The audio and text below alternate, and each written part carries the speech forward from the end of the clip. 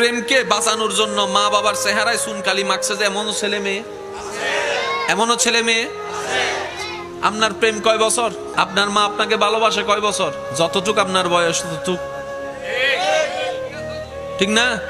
তাহলে আপনার 5 বছরের কারণে যদি এত দাবি এত আবদার থাকে, আপনার মা যে আপনারে 25-30 বছর লাইলে ফাইলে ভালোবাসা বড় করছে, ওনার আবদার আর একটু বেশি থাকতে পারে না? এখানে অনেক অবিবাহিত আমার ভাইয়েরা আছেন যে 2-1 জন আমাকে মোহাব্বত করেন, আবদার করে একটা কথা বলার অধিকার আমার, জোরে বলেন আছে না নাই? আপনি আমি হয়তো জানি না, অনেক সন্তানের মা এমন আছে নিজের ছেলের বউকে শাড়ি পরানোর জন্য নিজের বিয়ের শাড়িটা এখনো পর্যন্ত যত্ন করে রেখে দিয়েছে। ওনার বড় স্বপ্ন, আমার ছেলে যখন আমার ছেলেকে বিয়ে করাবো, আমার ছেলের জন্য যখন আমি আমার বউটা আনবো, আমার বউটাকে আমার বিয়ের শাড়িটা দিয়ে আমি বরণ করব। অনেক বড় স্বপ্ন। তাহলে আপনার স্বপ্ন 2 থেকে 3 বছরের, আর আপনার মায়ের স্বপ্ন আপনি যখন ছোট ছিলেন, কোলে ছিলেন, দুধ খাচ্ছিলেন বুকের, তখন থেকে আপনার চেহারার দিকে তাকিয়ে তাকিয়ে আপনার মা আপনার জন্য এই স্বপ্নটাকে লালন করেছিল।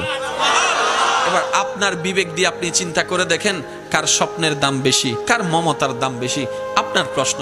এবার আমি যদি সেই সন্তান হই যে নিজের ইচ্ছা চাওয়ার কারণে, স্বপ্ন পূরণ করার কারণে মা বাবাকে সমাজের সামনে এমন পরিবেশে ঠেলে দিলাম, সবাই মা বাবাকে আঙ্গুল তুলে কথা বলে, তাহলে বুঝতে হবে আমি পারফেক্ট সন্তান হতে পারি নাই।